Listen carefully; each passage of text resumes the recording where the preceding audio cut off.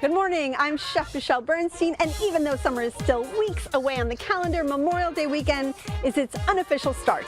Join me today as I rush summer with a Memorial Day cookout here on SoFlo Taste.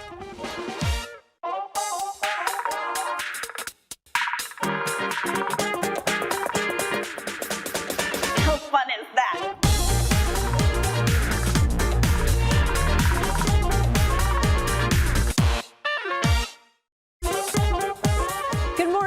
I'm Chef Michelle Bernstein, and I'm in the Goya Culinary Lab outdoor kitchen here at Miami-Dade's Pelican Harbor. Welcome all to SoFlo Taste, and check out my background and happy Memorial Day weekend.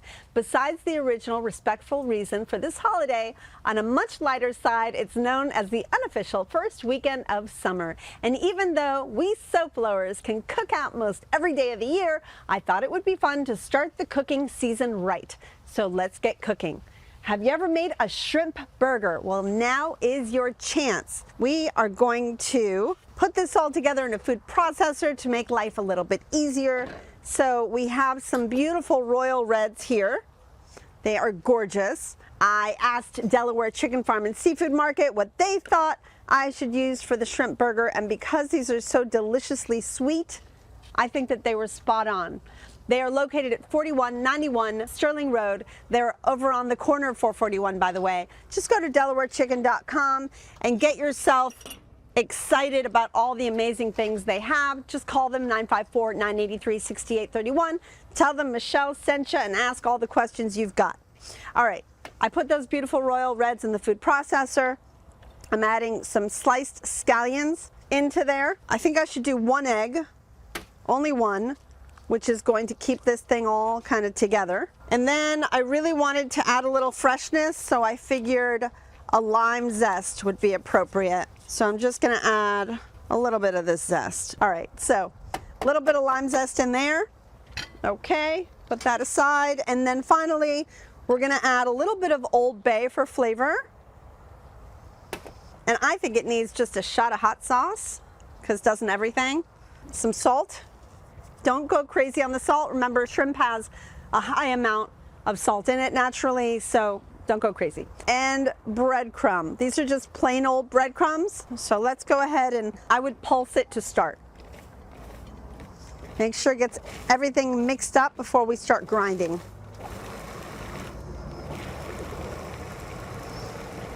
It's going to be a lot for this little machine. We'll see how we get. I'm going to just open it up. Push it down a little bit. It's actually grinding really well. Make sure that all the larger pieces go down to the bottom.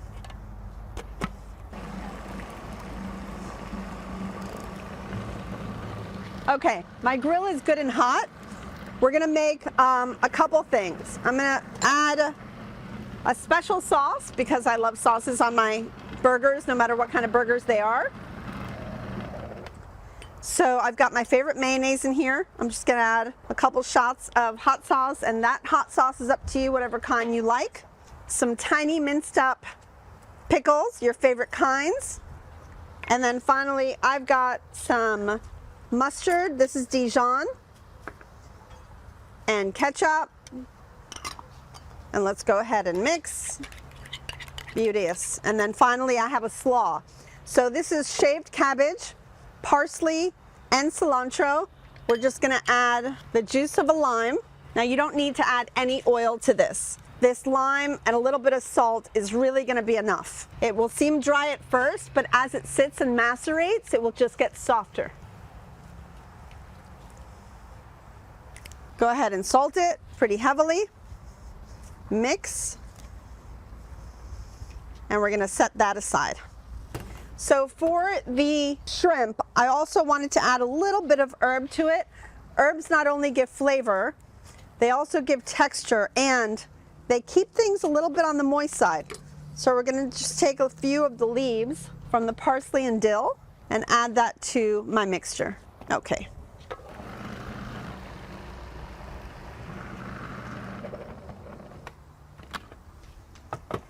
All right, then I've got a little ring mold here that I thought would be kind of cool to make like the perfect shape burger. Ball this up And what I like to do is cup your hand a little bit. And what this allows to do is kind of to make everything more kind of condensed in your hand. And then we'll press it into a nice burger shape, just like so. Let's do one more. And these are beautiful. I make shrimp patties a lot at home. I love to serve them with salads and fun kind of Vietnamese flavors because they do a lot of shrimp patties. But this one is really great out on the grill. It's a little lighter than your typical burger, but everybody loves shrimp. Those that can eat shrimp love shrimp. So again, put it down like so, press it down into a burger shape, and let's go ahead and grill.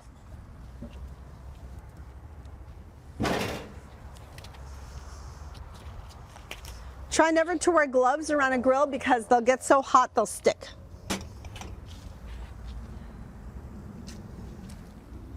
So what I'm going to do is I'm going to use a little cooking spray to just coat these a little bit. It'll make it a little safer for stickage. Use a spatula to go right on the grill. Okay, I'm going to spray them on the top as well. I'm going to go ahead and cover this grill. Come right back for more because I've got more from the Goya FEI Culinary Lab Outdoor Kitchen today at Pelican Harbor on the 79th Street Causeway, just right by my house. See you in a minute.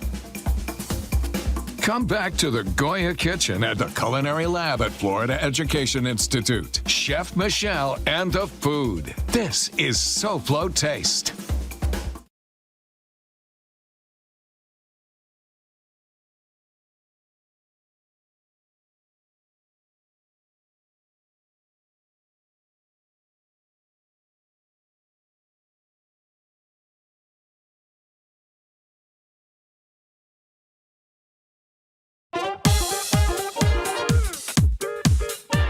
Coming up right after SoFlo Taste, it's SoFlo Home Project with me, Elena Capra, so stay tuned. Welcome back to SoFlo Taste. Let me ask y'all something. Are you old enough to remember when Memorial Day was always on May 31st? Well, in 1971, Congress passed the Uniform Monday Holiday Act, establishing the last Monday in May as Memorial Day. Whether it's May 31st or not, let's get back to our Monday holiday weekend cookout menu. All right, I have a funny feeling these shrimp burgers are ready. Let me go ahead and, oh yes, crispy on the outside, beautiful. So let's go ahead and build them up together. I'm gonna put a little bit of my delicious sauce on the bread. I'm using potato rolls with sesame. All right, let's go ahead and grab these shrimp burgers. And I made them really big. You might want them a little bit thinner, but look how beautiful they are, filled with herbs and flavor. They're so fun and so yummy and just so different from your typical burger. All right, our grill is off to save some gas. Let's go ahead and top this with some yummy slaw. I just tasted the slaw. I know I only put a little lime and salt in it, but it is delicious. It's just so simple and so refreshing. Right on that burger. And if you want to make those really spicy, they'll be yummy if you threw in it like a habanero, like a Scotch bonnet or something like that. So check out these beautiful shrimp burgers. They are gorgeous. We can put a little fun skewer in them if you want to. They're so delicious, so different. Let's go ahead and jump into the next recipe. This is like one of my favorite recipes from childhood. My sister and I always made these together. The recipe might have changed a little bit throughout the years. I'm sure it did. It's always been delicious. So in this little measuring cup, I've got buttermilk and milk combined. In this bowl, I have cornmeal, flour, turmeric, cayenne, black pepper, and a little new addition, garam masala. A beautiful spice that has very warm feelings to it. It has like a cinnamon flavor to it, has the tiniest bit of cumin. It's just lovely, and I love it in this mixture. But of course, you can make the simple corn fritters that I grew up with as well. So let's go ahead and add the buttermilk milk mixture into my dry ingredients. I'm gonna go ahead and mix all that together. Now never over mix when you're making a fritter. Doesn't matter if you have a little bit excess flour, it's okay. And notice I'm not using a whisk on purpose. Then the most important ingredient, the corn. So we have cornmeal and corn. And then I seem to have forgotten the most important part, the reason why it rises. Salt, baking powder, and baking soda. Probably should have gone into the flour part of it. Whoops, it'll still work. I think this is gonna be beautiful. As a matter of fact, this is the texture you want. If it's too dry, it's gonna be like a lumpy, heavy corn fritter. But if it's nice and, I guess you could just say wet, right? It's a wet batter, but it's not like droopy. So to me, this is the texture that we're looking for. Let's go ahead and start frying some in a pot of oil, just by the spoonful. I'll take another spoon to take it out of there. So this cast iron pot is great to sit on a grill or an outdoor burner if you want to, but of course you can always make these inside. This is just some simple vegetable oil at 350 degrees. We'll make a few fritters. To me, you can never make enough fritters, but make sure you don't overwhelm your pot with too many of them or it will cool down to a temperature much too low. My favorite topping for these fritters is powdered sugar. I love powdered sugar on my corn fritters. It brings out the sweetness of the fritter, but at the same time, I'm gonna add a little bit of kosher salt to it as well to have that beautiful balance of sweet and salty. Okay, everybody, check these out. Now we can see that the baking powder is working because they are becoming quite light and fluffy like a good beignet. I think we're off to a beautiful start. So I'll just pull them out of here when they're ready. Put them always on a little paper towel. We always have paper towels, by the way, for the grease, but then I put them on paper as well to serve them just because I think it looks nice. All right, everybody, these corn fritters are just gonna be done in a couple minutes. So y'all can take a quick break. Now, normally I'm in the kitchen of FEI's Culinary Lab located in the heart of Coral Gables, Florida Education Institute's Culinary Arts Program. It offers students unique education that touches the international culinary fundamentals. In just months, you can graduate from the FEI Culinary Arts Program and begin your exciting new career on the dynamic Miami culinary scene. For more information, visit fei.edu/culinary-arts. Come right back as we continue celebrating the first weekend of summer here on SoFlo Taste.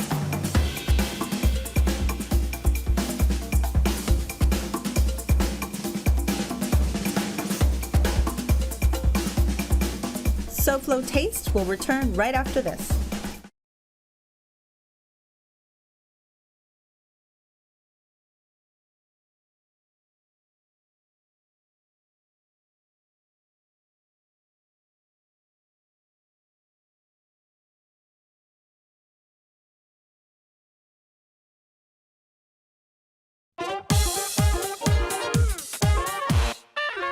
Welcome back to SoFlo Taste. All of my cookout recipes are available on the SoFlo Shows webpage. Just scan this quick response code for a quick trip to the informative SoFlo Shows page. With SoFlo Home Project and SoFlo Health, there too, you'll always see the QR code on the ingredient list throughout the show. Now, back to my Memorial Day cookout recipes. All right, everybody, check this out. I made a bunch of different sizes so you could see all the fun sizes that you could make with a corn fritter. We're just gonna touch a little bit of salt on there, and then finally I want to dust it with powdered sugar. We are outside, so I'm going to come over here with the safety of my grill. It still gets on the grill. It is what it is. Anyway, so there you have it, a little powdered sugar on there. This is truly delicious, and you saw how easy it was. So please, everybody, try and make some fritters in your life sometime because it'll make a sweeter life. Speaking of sweet, I am gonna make my first icebox cake.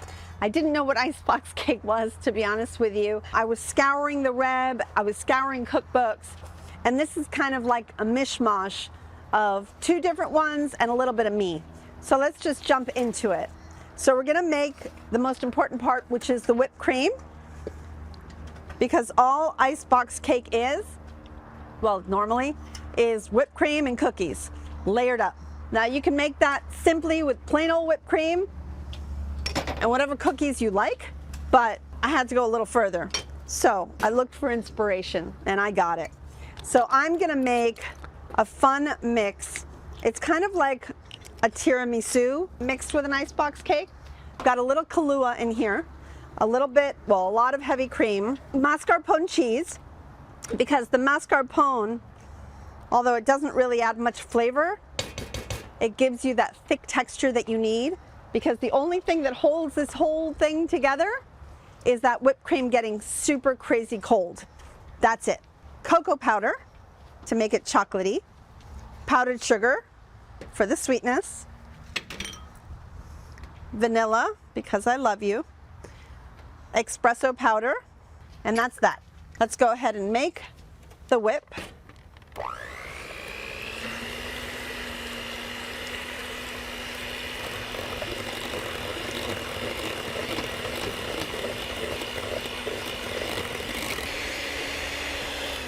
Every once in a while, take a rubber spatula and scrape down, because as you can see, a lot of the cocoa sticks to the sides, and we want to make sure we get every little bit of goodness.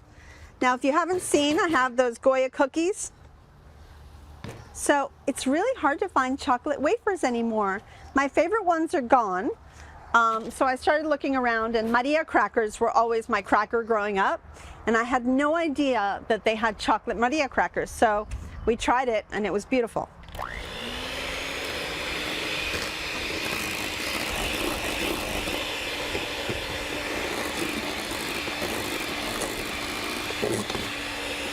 Okay, I want to show you something. You see how my mixer is now leaving its mark in the cream? That's basically to tell you that it is pretty much ready, okay? I'm just gonna go for another 5 seconds just to make sure this is extra thick because of layering it and cooling it and slicing it like cake.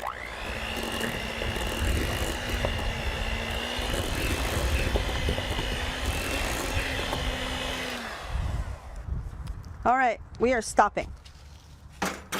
So this is really, really simple, and you could make it however you want to. You can layer it however you want to. I did it as simply as I possibly could. I took some of it, by the way, this is really good on its own. You could just eat this and tell everybody it's mousse, and they'll actually think it is. All right, so we're gonna, using a spoon, getting a nice first layer down on the bottom of the pan. So this is a springform pan. This is what I thought would be the easiest pan to use because it opens up afterwards, right? To cut out this cake. We'll take the chocolate cookies, and you can use, you know, whatever you like. Chocolate chip cookies would be great. Just vanilla cookies are yummy. Graham crackers. And it doesn't matter if they break, and I'll show you why in a second. This one needs to be a half a cookie, or maybe 2 halves of a cookie to make a good layer, okay? And then you keep going, and if you need to break them up to fill a whole layer, you do so. And then you just keep layering up all the way to the top. And then we get this. Now, it has to go into your fridge at least for 8 hours for it to set. This I made last night. It has been sitting since last night in my fridge. It's a little warm out here. Hopefully it'll work. Let's go ahead and cut it out and see how we get. Before I open up the spring, I'm going to use a paring knife and delicately cut around it.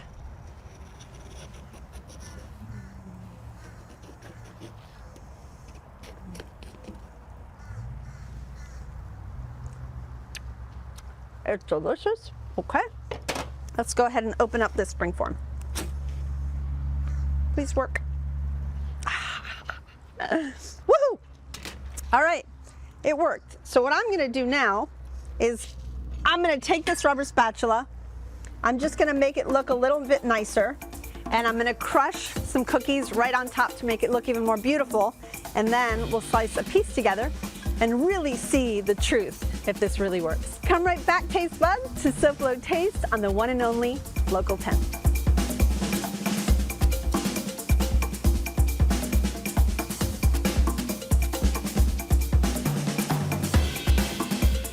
Back to SoFlo Taste right after this.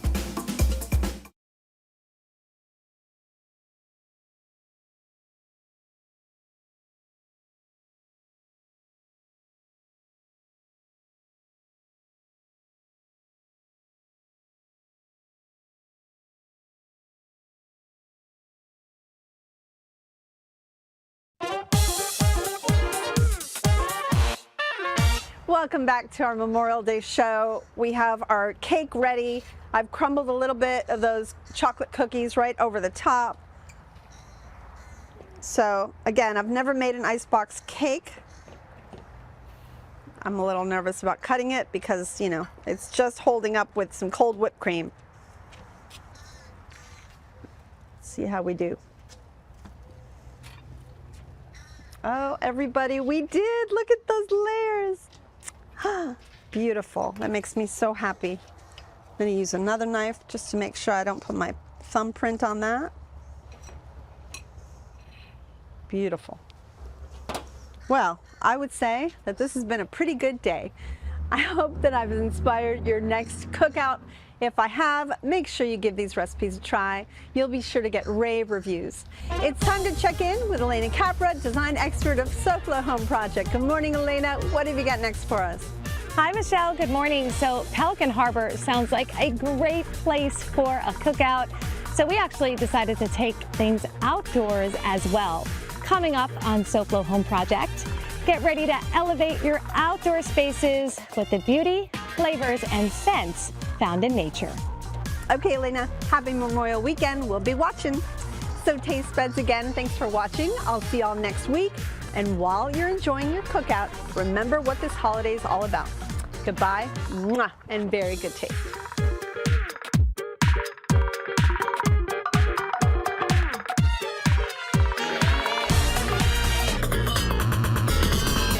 Happy Memorial Day.